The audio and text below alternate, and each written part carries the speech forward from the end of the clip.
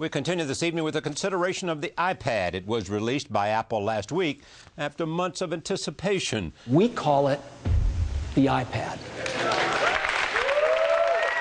The iPad measures 0.5 inches, weighs 1.5 pounds, and has a 9.7-inch multi-touch screen.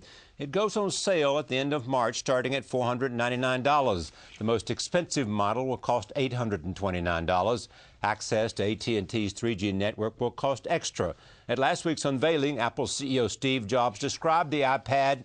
It's so much more intimate than a laptop, and it's so much more capable than a smartphone with this gorgeous large display. The iPad will offer a new platform to consume music, photos, movies, games, books, and more. It will also run Apple's 140,000 iPhone apps. Joining me now to talk about the iPad and its impact, Walt Mossberg of the Wall Street Journal from Washington, Michael Arrington of TechCrunch from Mountain View, California, and here with me at the table, David Carr of the New York Times. I begin with Walt Mossberg. Although you have written about this in the Wall Street Journal, tell me about what's your assessment of this? First of all, I think people who are focused on the hardware, they say, you know, it just looks like a big iPhone, are missing the key thing here. The key thing here is going to be the software and the services that it will deliver. Like you mentioned, this bookstore and book reader, and there are negotiations that are being reported about Apple's hoping to do a video service and a music service that might stream and do some other things. So that will be the key. The other thing I would say is, from the short time I've used it, it feels great in the hand. It's wicked fast. I mean, it's really fast. And it has software flourishes that are more like a Mac or a PC than they are like an iPhone. The photo app on there looks more like the one you would get on your Windows or Mac computer than it does what you would get on an Android phone or a BlackBerry and iPhone. And they have a full-blown productivity suite on there.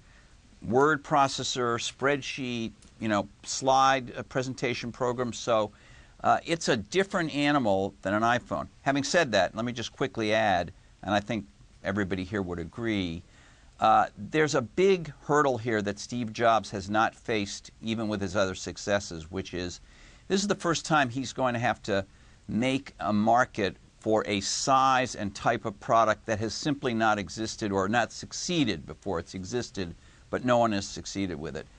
Even though the iPhone was a game changer, Charlie, and you and I talked about it when it came out, and it has proven to be a very successful game changer, there were smartphones. He didn't have to say to the world, hey, you might want to carry a smartphone, because people were already doing it. He just did a different one and a better one for a lot of people's uses. This is different. He has to say to people, you already have a smartphone, you already have a laptop, now I want you to carry this thing. And he was very honest about that. That was what he said right up front. You know, we could debate, as Walt said, we can debate the features one way or another, but until we have them in our hands for extended periods of time, it's hard to review them.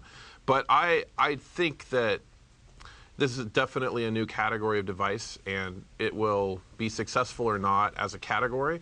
Personally, I think people are going to love this. I think sitting on the couch and listening to music, or maybe looking up something on Wikipedia while they're watching TV, on an airplane where laptops are always awkward to sort of get on your lap, I think it's going to be something that people just absolutely love. We've seen it with the Kindle. People love Kindles. People love their smartphones. You know, we'll see how this does. One of the things you have to understand about this gadget is the gadget disappears pretty quickly. You're looking into pure software. Imagine you're on an airplane or on a train or in a car with somebody, and they seem to have the whole web in their hands. They seem to have a whole movie in their hands that they can move around. It's not like the iPhone where they're constantly trying to make you look at it and stuff. It's going to be sitting next to you, and you're going to go, wow, that's an amazing looking thing. The gadget part of it is, you know, there's really only one button on the front of it. It's all about the software. You're looking at a clear window into the software that animates the device, and then the software that media companies make for it and gaming companies make for it. There is no killer application here. See, I think there are two killer apps for this device. One is gaming. You have something where it's both a display and a controller, and so it's fairly addictive. And then the book application where you can take a page and slot it. And you could you could see Steve Jobs enter kind of a reverie on stage. I was there right in the second row, and you could see him roll a page back and forth. And this is something that has bedeviled the industry forever, is why do we have to wait for pages to load? Why do we have to wait for e-ink? It's a very sexy application for books, and it's going to be pretty hard to resist. And they know that. I mean, they had an iBook marketplace raring to go. So you think that Amazon ought to be worried because this will challenge the Kindle? You know, I think there's a whole lot of companies that got to be looking at this and say, well, is this a bridge to the future or a gallows for us? Which is it? I mean, media company stuff looks great on there, but again, it's the question of, well, we're selling applications from your app store. You're going to have the relationship with these guys, and we're going to send you software to animate our device. Is that a good business for us? We can't tell yet. Yeah. We don't know. Talk about price point, Walt.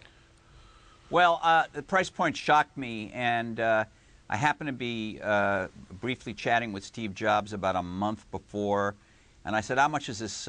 He wouldn't admit even that he was making a tablet, of course, for a long time. But I said, let's say you're making a tablet. How much would that cost? He said under $1,000. I said, well, that's code for $9.99. That's a lot of money. So when he said $4.99, I sort of thought in my head $7.99 or something. When he said $4.99, I was amazed because, of course, they have a well-earned reputation for premium pricing. And by the way, they've done quite well. They're the only computer company that has actually had record quarters during this recession, and yet they don't sell a computer for $500. And so it's been a good strategy. But they are a premium company with premium prices, and $4.99 just doesn't sound like a really high price. I know it goes to $8.29 depending on what you add, but to get into this at $4.99 is going to make it harder for competitors who might be looking to Steve Jobs and Apple with their marketing budget to make a market with the public for this and then come in under their price. Under $4.99 is going to be hard to make a profit. Yeah, I think that I think they're making plenty of profit on this device. It's using, a very low-end chip. I'm sorry, it's low-end chip compared to, your desktop and laptop machines. It's a very high-end chip for a mobile device, but it's still relatively inexpensive to produce this. It's a smaller screen. I think there's a lot of cost in the touch part of the screen. I think they're going to make plenty of money. And also, as Walt said, the price on this thing gets up, pretty high, up to $829 for a high-end model. I think that even at $1,000, they would sell probably millions of these. If you look at comparables with the iPod Touch and with the Kindle, probably millions in the first year, and that will be a raging success. Anything you don't like about it? Yeah, well, I don't like the fact that it doesn't allow for Flash in a browser, and so you can't, for instance, go to Hulu and watch Hulu videos on this device, and that's what this device is perfect for, is watching a Hulu video or another Flash video site. Now you can download movies from iTunes and download TV shows and music and listen to it that way, and it has a great high def screen. I think it's 720p, but without Flash, you can't play Flash games, and you can't watch Flash movies. I think that's a real problem. One thing I want to say about that $500 price, $499, I think it's a total fake out. I don't think anybody's going to want that device at that level of power. I think they're going to have to step up. The other thing that a lot of people have brought up, the fact that you cannot multitask on the device. For certain people, that weakness is a great strength, because to be able to sit, I think there's a revolution in the fact that you lean back and read something as opposed to being up and trying to work on it. Leaning back, not have your Twitter stream screaming at you, not have your work email, not have your RSS feeds blanket at you, but just lean back, taking in a show, taking in a book, kind of a third place for in terms of an electronic play, a place where we can come to rest. I think people are going to like it. Made for this show, isn't it? Yes, it is. I think except your clips are in Flash, I think so. That's true. I think there's another weakness. There's another weakness, which is it doesn't have a webcam, and it would be perfect for Skype calls or iChat, which is Apple's video chatting service, and it's just a shame it doesn't have a webcam. Why doesn't it have Flash, and why doesn't it have a webcam?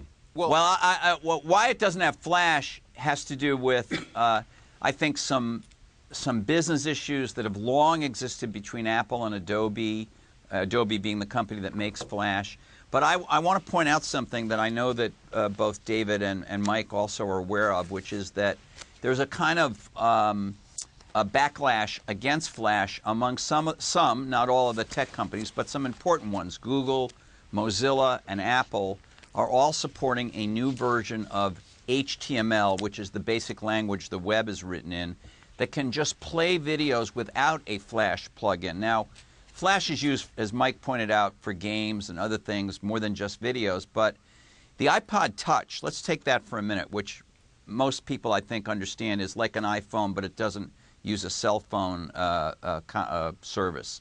The iPod Touch is sold like hotcakes. It's sold amazingly, and it has thousands of games. It's used hugely for games, so it's clear that people can make games for the iPad without Flash, because the iPod Touch doesn't have Flash either, and it just doesn't seem to have been an obstacle. And with this new HTML version that doesn't require Flash coming along slowly, I think Apple's probably gambling that they'll at least be in as good a position as they were with the Touch, and eventually, over the next 18 months or whatever, this HTML thing will provide a challenge.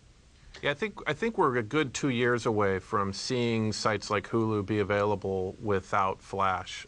So we have that sort of interim period where you're going to be stuck with iTunes and YouTube, because YouTube has an application for the iPhone. YouTube went and redid their videos in a different format that the iPhone and the iPod Touch could understand. And even on their own Android phones, which don't run Flash, you use an app and you go to YouTube and you do it. And there's no reason that if Hulu wanted to do it, if this device caught on, they could do their videos in something other than Flash and be smart enough to say, oh, here's an iPad coming in, we'll serve it to them, this woman who has the iPad, in a different format. Consumers don't care about formats, they just want to see the video. What could make this, David, a game changer? If people begin writing applications for the device that are irresistible in and of themselves, I think this will be a more viral gadget than most, because it's so large that if you're sitting next to someone, it's going to market itself. I do think, as Michael points out, at a certain point, it's going to have to help you roam freely across an ungated web and look at any kind of content you want in brilliant, beautiful color. People don't want to have, it's like having a really great car and a tiny little road to go on. You don't want the closed loop. You want this thing to be more of something that allow you to roam, because as a visual interface with the web or with media companies, it just really can't be beat. Will magazines appear here? Absolutely. Charlie, authors can do videos right in their books. It was a terrible day for Amazon and a terrible day for Kindle. I mean, Mr. Jobs did say we stand on the shoulders of Amazon, he did say that, and yes. was very professionally gracious about that. But he left the picture of the Kindle up there for like 2 minutes, and it looked like something Mennonites made 150 years ago. It was not it was just to emphasize how old a model that was. And I do think that if content begins to, you can expand it with your fingers, you can drill into it, you can make pictures. Sports Illustrated had a beautiful application where you're looking at a really great picture, you touch it, and the guy starts to run and the game continues. That is sort of game-changing for media companies. If they can figure out how to make a cash flow, how they can get a relationship with the consumer, their stuff looks great on the device. And there's no law of physics that says Amazon has to sit still. There's plenty of factories in China that may not have Apple's end-to-end and software expertise, but they can build Amazon a better device than the Kindle, a color device. One reason Amazon and its current competitors went with that gray screen, that e-ink screen, was they figured it's a book. People are going to want a week of battery life, not 10 hours. Yeah. Jobs is gambling that if you can go all day and just have to charge it at night, like you do with a lot of other devices that you have, that's going to be okay with people. Amazon didn't take that point of view when they started, but they can come out with a an LCD screen that looks like this and all of that. And if you look at the Kindle app on the iPhone, a lot of people don't know, but there's a Kindle app on the iPhone. It's beautiful. Free. You can read your Kindle books on there, and that's in color. You can highlight in color. You can change the shade of the pages. You can do a bunch of that stuff. I think that there's a good point here that while Apple invented this category, they're the first to market with anything substantial, that, as Walt said, there's going to be a ton of devices out by the end of the year. Say by the time people are buying their holiday gifts, there's going to be HP and Dell. There'll probably be something else from Amazon, and consumers are going to have a variety of devices to choose from. I just keep going back to the category as a whole and keep thinking that, personally, I want this on an airplane. I want to be able to watch a movie on the airplane with this device or a device just like it. And I think at a $500 price point, they're going to sell, as an industry, an awful lot of these. Okay, why did they go with AT&T, Michael? Well, they have a long-standing relationship with AT&T. The exact agreement they have with them is all the details aren't known. But I'm a little bit disappointed. I mean, I would have loved to have seen them issue an unlocked device like Google has done with the Nexus 1, and you could take this to AT&T or T-Mobile in the U.S. And use it with either carrier that you want. Don't you think the fact that there was no contract attached to it was an indication that people know you prepay by hitting a button on the iPad, and the fact that you don't need a contract, you can just buy it by the month, is an indication they know that people aren't ecstatic about the service and developing a long-term relationship with AT&T. Oh, Apple is totally aware that people are not happy about AT&T. And just to pick up on Mike's point, nobody knows what the contract. You see all kinds of stories that say the AT&T exclusive relationship with Apple will end in June, or it'll end in November, or it'll end in April. And no one, to my knowledge, has ever published the actual details of this agreement between these two companies. So we don't know. It could be that they went with AT&T because they have to go with AT&T contractually at this moment. And that 9 months from now, if we do another one of these shows, they could be on Verizon, or if they come to terms with them, or they could do a thing like Michael suggests where you can choose between at least T-Mobile or AT&T. What do you think the chances are they'll drop the price again? Their strategy is not to drop. Well, sometimes they drop the price. Sometimes they keep the price and add features. But I will remind you that the iPhone came out at, I think, $599, and they dropped it to $399 within 60 days. Exactly. Not because it wasn't selling at all, but probably it wasn't selling as fast as they had hoped. And then it began to take off, and of course it took off much, much more when it went to $199. So, Charlie, I think there is a chance they'll cut the price, because I agree with Mike that they're probably making a profit on this that's pretty good. And I think it just depends on whether their internal projections of sales match the real sales. If they think they need to goose it, they'll probably drop the price. It's also important to remember that Apple gets revenue after the sale as well. So they get revenue from the search bar, and it's probably a few dollars a year, and that comes from Google right now. And they also get revenue from the App Store. They get a percentage of sales, both of the apps themselves as well as in-app purchases. And that's not insubstantial. They probably could drop the price quite a bit and still be very happy with the results. I think that Steve Jobs did a wonderful job of, as you pointed out, setting up where the runway is. It has to be do more than a computer, do things more differently. Than an iPhone, right? Finally, what does this say about Steve Jobs? To me, it's you know, he didn't point to the fence. He didn't say, he said he was excited about this. I'm sure there are a few fanboys out there who aren't totally waving the pom-poms about everything about this device. But in the main, you've got, you got Michael Arrington, Walter Mossberg. Boy, yeah, those boys.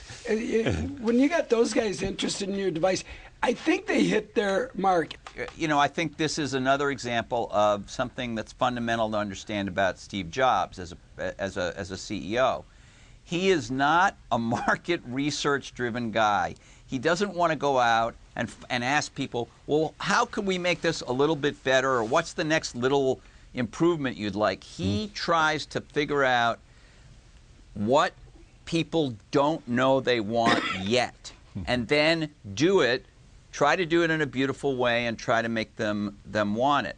And I'm probably being the most reserved here tonight, because although I do agree with David that the feeling is wonderful in the hand, I need to live with it. But I will say he's not shying away from big, bold risks, and that's been true of him whether you're talking about Apple or Pixar or whatever he's done. It's just the way he operates as a business guy. It also, means that there's a risk of a big flop in some of these products over time. There's not much risk of a big flop here, is it? I mean, except for the fact that we don't know that there's a great market for a tablet. But other than that, there's not much. But that's big, Charlie. We don't. He is going into an area here, and look. I think the odds are likelier that this will be a success than that it will be a big flop. Yeah. But he is going into an area where everyone has tried it, including Bill Gates, who is not a stupid man, and you know Bill. And he was totally, personally passionate about the Windows tablet PC, which was a big flop. So, all I'm saying about Steve Jobs is he tries to think of what would be a good way to use technology, software, hardware, all together, the whole enchilada end to end, and I'm going to try to do it and try to make you understand why you would be excited and passionate about it, and that's his style. The businessman of the last decade, said Fortune magazine. Michael, you want to add to Steve Jobs? Yeah, I think there's a couple things to remember. Is that we remember Steve's hits, but he has had a couple of missteps. One of them, in my opinion, is the Apple TV, which hasn't been a very interesting product. Right. In fact, I have a Mac attached to my TV, but it's not an Apple TV because of the limitations. And if he's limited this device too much in this early version and they don't iterate fast enough, they could have a misstep, and competition could come in and do something, hurtful to Apple but helpful to the consumer. Yeah. Is it possible that he is working on something that isn't quite ready and that it will be like a magical application? I can't imagine that this device by the holiday season won't have a camera in it. The teardowns show that there's room for a camera. Yeah. This is just the right time for these devices. Walt talked about historically Microsoft and lots of others, including Apple, with the Newton trying to create a device, a touch device. You have these chips now that are very low power and very high performance with the ARM11, the Snapdragon, Apple's A4, and also the NVIDIA chip. You have this capacitive touch technology that's now working on bigger screens that just wasn't around even a couple of years ago, even really a year ago for a screen of this size. This device can now exist in a way that consumers, I think, can interact with it appropriately. And I think this is the right time for this category to emerge. I think one thing it showed, and Walt and I watched Steve Jobs take this stage, he may have been thin.